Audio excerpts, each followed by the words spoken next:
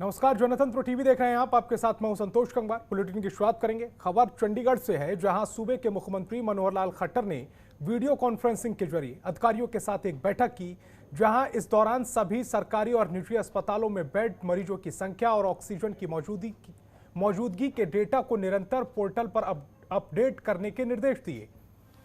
इसके अलावा कहा कि कोरोना के स्टेप डाउन मरीजों को संपूर्ण स्वास्थ्य सुविधाओं के साथ कोविड केयर सेंटर में शिफ्ट करने की प्राथमिकता दें। साथ ही ऑक्सीजन आपूर्ति करने वाले टैंकर और ऑक्सीजन की मांग की निगरानी के लिए जिले में टीमें गठित की जाएं, जिससे कि कालाबाजारी पर लगाम लगाई जा सके।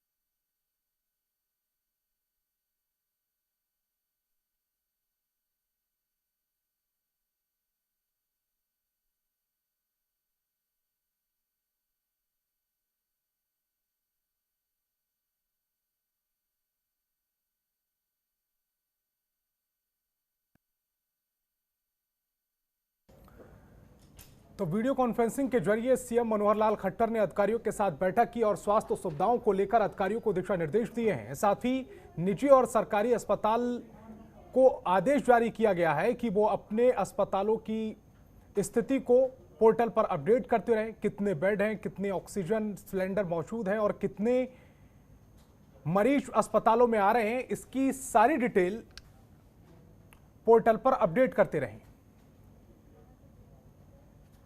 सहरसा में कैबिनेट मंत्री रणजीत सिंह चौटाला का बड़ा बयान सामने आया है। लॉकडाउन में कोरोना की स्थिति को देखकर आगे लॉकडाउन के बारे में विचार किया जाएगा। साथ ही कहा है कि सीएम मनोहर लाल खट्टर कोरोना के केसों के मद्देनजर फैसला लेंगे। फिलहाल हरियाणा में अब कोरोना की स्थिति कंट्रोल में है। मंत्री रणजीत सिंह चौटाला ने जिला प्रशासन को निर्देश दिए। कहा कि सिरसा और फतेहाबाद में ऑक्सीजन, वेंटिलेटर, वैक्सीन की कालाबाजारी न हो। सिरसा और फतेहाबाद में ऑक्सीजन की कमी नहीं होने दी जाएगी। एम्बुलेंस चालकों को निर्देश दिए हैं कि निर्धारित रेट से ज़्यादा लेने वाले एम्बुलेंस चालक के खिलाफ कार्रवाई की जाएगी। 15 रुपए किलोमीटर के हिसाब से मरीजों से किराया लिया जाएगा। लोकेशन सिरसा। तो ये सिरसा से हम आपको खबर बता रहे थे, जहां कैबिनेट मंत्री ने साफ तौर पर कर दिया है कि जो लॉकडाउन की स्थिति है उसको सरकार के साथ विचार किया जाएगा। हाँ, उसके बाद ये नंबर भी जारी किएंगे और सब हॉस्पिटल में हम पे, जैसे हमारे सिविल हॉस्पिटल में हमारे 9 हैं वेंटिलेटर, ऐसे ही इसमें आपका जो डेरा सत्ता सौदा है उसमें 7 हैं, दूसरे उनमें 2 हैं। ऐसे काफ़ी वेंटिलेटर हैं जो हम पे अवेलेबल हैं और ऐसी स्थिति अभी नहीं आ रही कि बहुत लोग वेंटिलेटर पे जाएंगे। तो लॉकडाउन तो देखो एक बढ़िया तरीका है जिससे काफ़ी, पर हमें थोड़ा सा ये भी देखना पड़ता है कि अर्थव्यवस्था का भी सोचना पड़ता है कि लोगों को बिल्कुल वो नहीं हो, क्योंकि कई दिन पहले लोगों ने बंद रखा, अब रखा।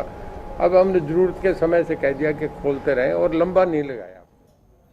तो कैबिनेट मंत्री रणजीत सिंह चौटाला ने एक बयान जारी किया है, जिसमें उन्होंने कहा है कि लॉकडाउन में कोरोना की स्थिति को देखते हुए आगे विचार किया जाएगा। सीएम मनोहर लाल खट्टर कोरोना के केसों पर नजर बनाए हुए हैं। अगर केसेस ज्यादा बढ़ते हैं तो फिर लॉकडाउन को आगे बढ़ाया जाएगा। लेकिन उन्होंने इसी के साथ अर्थव्यवस्था का हवाला दिया। उन्होंने कहा कि लॉकडाउन लगने से अर्थव्यवस्था नीचे आती है, लोगों का रोजगार छिनता है, लोगों को रोजी रोटी के लिए परेशानी का सामना करना पड़ता है। ऐसे में अगर लॉकडाउन लगाने जैसी स्थिति होती है तभी लॉकडाउन लगाया जाएगा। अगर स्थिति बेहतर होती है, कोरोना के केसों पर कंट्रोल किया जाता है, तो लॉकडाउन लगाने पर विचार नहीं किया जाएगा।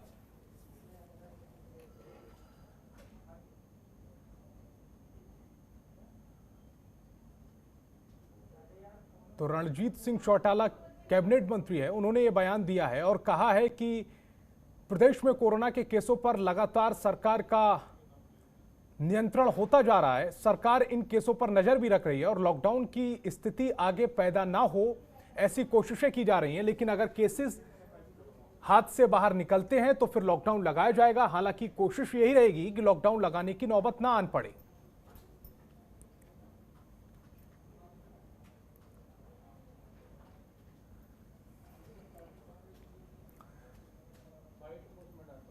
सुनील चौधरी हमारे संवाददाता ज्यादा जानकारी के साथ लाइव जुड़ गए हैं।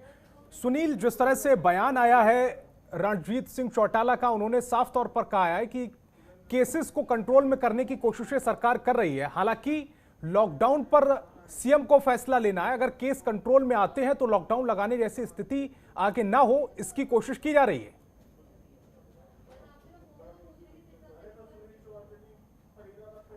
बताना चाहूंगा, इस वक्त मैं फरीदाबाद के 1 नंबर जो पॉश मार्केट गिनी जाती है, यहाँ पे सबसे बेस्ट मार्केट में जिसका जो नंबर आता है फरीदाबाद में नंबर 1 उसके ऊपर आती है मार्केट। मैं अपने कैमरे की निगाह से दिखाना चाहूंगा कि फिलहाल जो मार्केट के हालात हैं वो आप देख सकते हैं कि यहाँ मार्केट जो है, दुकानें जो है पूरी तरीके से चारों तरफ बंद है। बिल्कुल यहाँ पे जो आवाजाही है वो भी बहुत काफी कम है।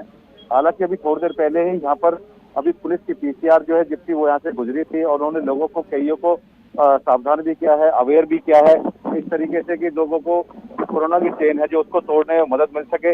मेरी आप लेफ्ट साइड में आपने देखा, अभी आप मेरे पीछे बैक साइड में भी आप देख सकते हैं पूरी तरीके से ये पूरी जो गैलरी है यहाँ पे आप देख सकते हैं पूरी मार्केट जो है बिल्कुल सुनसान है, बंद हुई पड़ी है।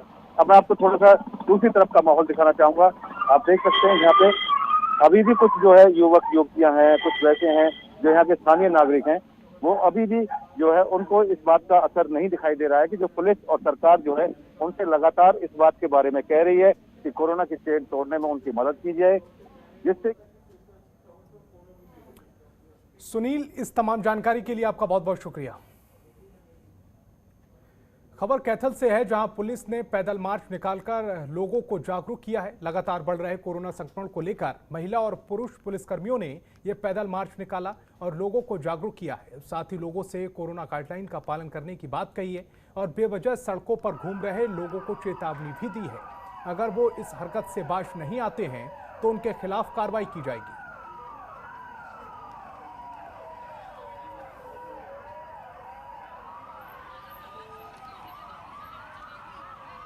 तो पैदल मार्च की ये तस्वीरें हम आपको दिखा रहे हैं, जहां पर कोरोना संकट को देखते हुए पुलिस कर्मियों ने पैदल मार्च निकाला और जो लोग सड़क पर घूमते हुए इस समय नजर आए उन्हें समझाया, उन्हें बताया कि कोरोना कितना ज्यादा खतरनाक है, ऐसे में घर में रहें।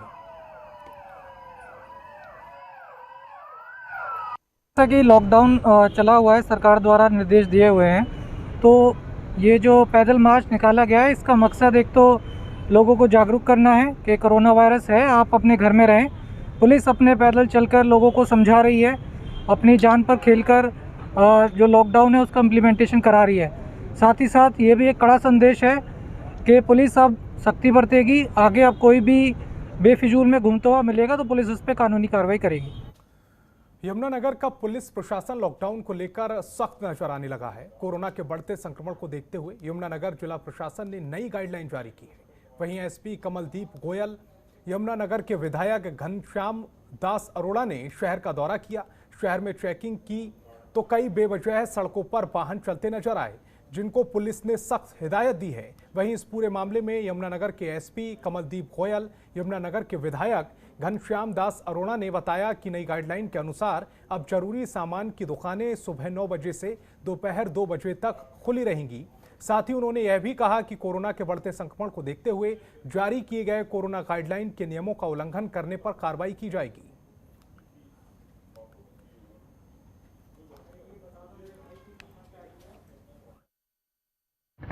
तो ये टाइमिंग्स को रेस्ट्रिक्ट करने का जो पर्पज़ है वो यही है कि जो लोगों का निकलना रोड्स पे है वो कम से कम हो सके। तो मेरी जो आम नागरिक है उनसे गुजारिश है कि वो कोरोना के संक्रमण को बड़ा सीरियसली ले। सरकार ने जो डायरेक्शंस या जिला प्रशासन ने जो भी रेस्ट्रिक्शंस या डायरेक्शंस जारी की उनको उनका पालन करें।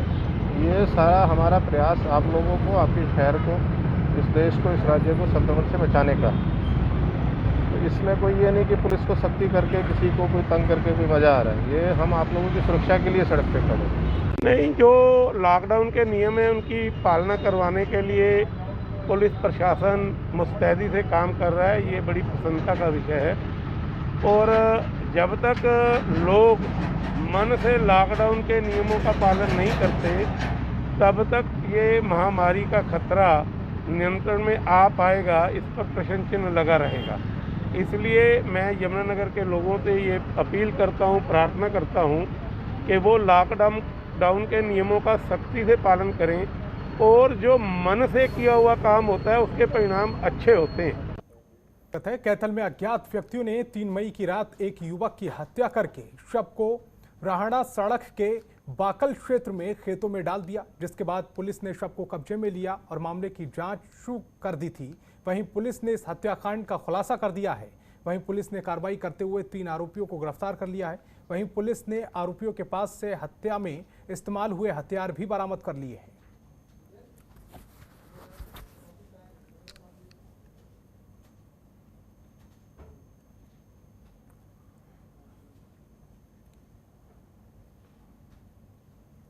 तारीख को मैं सूचना मिली थी, एक डेड बॉडी बाकल में पड़ी है रोड के किनारे। तो SHO भी मौके पहुंचा, मैं भी CIA 2 भी, हमने सीनो प्रांत टीम भी बुलाई। मरने वाले की नाम विजय था, वो बाकल का रहने वाला था। तो हमने FIR कर ली 223 नंबर और परसों 5 तारीख को हमने ये गिरफ्तार कर लिए शाम को। इसको मारने वाला ओम प्रकाश बागड़ी था। तो ओम प्रकाश बागड़ी इसके साथ कंटिन्यू 3-4 दिन से ड्रिंकिंग कर रहा था। इनके ड्रिंकिंग पीने के ही चक्कर में इनका झगड़ा हो गया। तो झगड़े में इसने ज़्यादा ड्रिंकिंग कर रखी थी, इसको राड से मार दिया। और इसी बीच चंडीगढ़ से इस वक्त की बड़ी खबर मिल रही है। पंजाब सरकार ने 2 नोडल अधिकारियों को नियुक्त किया है। कुमार राहुल और रवनीत सिंह खुराना नियुक्त किए गए हैं। पंजाब एग्रो एक्सपोर्ट कॉरपोरेशन के लिए नोडल अधिकारी नियुक्त किए गए। व्यक्तियों और संस्थाओं को विदेशों से राज्य में आयातित किसी भी प्रकार की कोविड राहत पर छूट मिल सके, इसके लिए अधिकारियों की नियुक्ति की गई है। नोडल अधिकारियों में कुमार राहुल IAS और रवनीत सिंह खुराना IRSC और IT शामिल हैं। पंजाब एग्री एक्सपोर्ट कॉरपोरेशन को पंजाब सरकार द्वारा सामग्रियों के आयात के लिए नोडल एजेंसी अधिकृत किया गया है। तो राहुल कुमार और रवनीत सिंह खुराना को नोडल अधिकारी नियुक्त किया गया है। कैथल में बढ़ते कोरोना संक्रमण को लेकर उपायुक्त सुजान सिंह ने कहा है कि आपको बता दें कि कोरोना को हराने में पहले की तरह सामाजिक और धार्मिक संस्थाएं अपना सकारात्मक सहयोग देती रहें। यह लड़ाई सभी की है, इसलिए संस्थाओं के सहयोग से साझी रणनीति बनाकर काम किया जाएगा ताकि हर एक जरूरतमंद की मदद की जा सके। सभी संस्थाएं वार्ड वाइज टीमें बनाकर सूचना दें ताकि प्रशासन की ओर से हर टीम के साथ अधिकारियों की नियुक्ति की जा सके जो कि होम आइसोलेशन में रह रहे लोगों तथा अन्य जरूरतमंदों की मदद कर सकें। उपायुक्त सुजान सिंह कोयल कॉम्प्लेक्स के सभागार में सामाजिक और धार्मिक संस्थाओं के प्रतिनिधियों से मंत्रणा कर रहे थे, जहां इस मौके पर अलग अलग संस्थान के प्रतिनिधियों ने अपने सुझाव दिए और कोरोना को हराने में प्रशासन का पूरा सहयोग करने का आश्वासन भी दिया। DC सुजान सिंह ने सभी से कहा है कि जो व्यक्ति इस समय होम आइसोलेशन में हैं, सामाजिक और धार्मिक संस्थाएं अपने अपने क्षेत्र में उन लोगों से निरंतर संवाद करती रहें। अगर किसी व्यक्ति को किसी भी तरह की जरूरत होती है तो उसे तुरंत जरूरत मुहैया कराई जाए। शासन और प्रशासन अपना कार्य कर रहा है।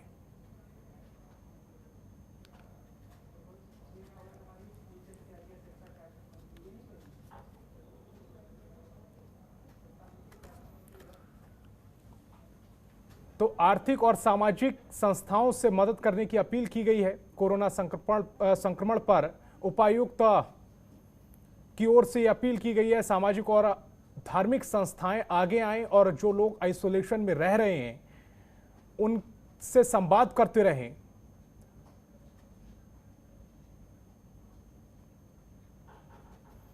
उन्होंने कहा है कि एक साथ मिलकर काम करने का ये वक्त है।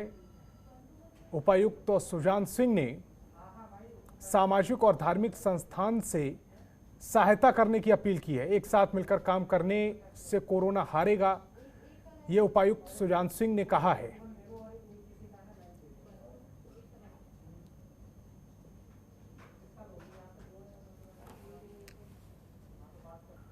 हरियाणा में लॉकडाउन का आज चौथा दिन है। 9 मई तक पूर्ण रूप से लॉकडाउन रहेगा। राज्य के अलग अलग शहरों में पहले ही दिन लॉकडाउन का ज्यादा जगहों पर असर दिखाई दे रहा है। सड़कों पर सन्नाटा पसरा हुआ है, दुकानें बंद हैं, हर चौक चौराहे पर पुलिस के नाके हैं। जरूरतमंद लोगों को ही सड़कों पर निकलने दिया जा रहा है। लोगों से पूछकर पास दिखाए जाने के बाद ही आगे जाने की अनुमति दी जा रही है।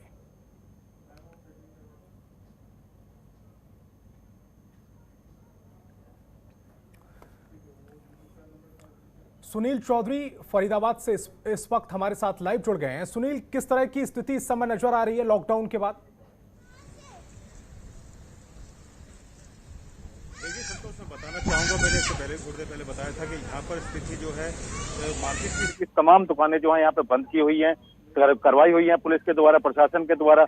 लेकिन जो है कि लोग हैं वो बिल्कुल, मुझे नहीं लगता कि क्या नाम फरीदाबाद की जो जनता है पूरी तरीके से जागरूक हो पा रही है, और ना ही इस तरीके लगा कि कोरोना की चेन को वो और बढ़ा रही है।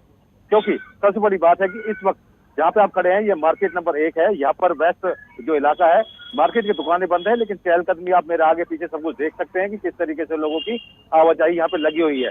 लेकिन पुलिस जो है बार बार लोगों को समझा रही है, बार बार उनको अपील कर रही है कि कोरोना की चेन को तोड़ने के लिए, महामारी की चेन को तोड़ने के लिए सब कुछ उसको बात करें। मैं कैमरे की नजर से दिखाना चाहूंगा कि किस तरीके से यहाँ पे जो बच्चे हैं आप देख सकते हैं कि यहाँ पे खेल रहे हैं, सड़क के ऊपर हैं, इस तरीके से यहाँ पे कर रहे हैं। तो एक बात साफ है कि कहीं ना कहीं किसी न किसी तरीके से कोरोना के इस महामारी को बढ़ावा दिया जा रहा है। और जहाँ तक अस्पतालों की बात है तो अस्पताल में भी स्थिति, जहाँ पर वैक्सीनेशन वाली बात है, वैक्सीनेशन वाली जगह पे भी काफी संख्या में भीड़ सुबह से उमड़ती है और शाम तक ही ऐसी बदस्तूर जारी लगी रहती है। हालांकि पुलिसकर्मी वहां भी तैनात होते हैं, सबको सोशल डिस्टेंसिंग का पालन करने के लिए बोलते हैं, लेकिन फिर भी उसके बावजूद भी कहीं ना कहीं लोगों के जहन में पता नहीं किस तरीके की ये अव्यवस्था बैठी हुई है कि वो यहाँ पर कोरोना की जो महामारी है उसके लिए लॉकडाउन का, सोशल डिस्टेंसिंग का पालन नहीं कर रहे हैं। जी संतोष। सुनील, ये लोगों को समझना होगा कि कोरोना जिस तरह से तेजी से बढ़ रहा है, ऐसे में जो सरकार की गाइडलाइन है, कोरोना के को लेकर जो गाइडलाइन जारी की गई है उसका पालन करना होगा, लॉकडाउन का पालन करना होगा। आप हमारे साथ जुड़े, तमाम जानकारी आपने शेयर की, इसके लिए आपका बहुत बहुत शुक्रिया। इस बुलेटिन में फिलहाल इतना ही। देश दुनिया की तमाम बड़ी खबरों के लिए देखते रहिए जनतंत्र टीवी।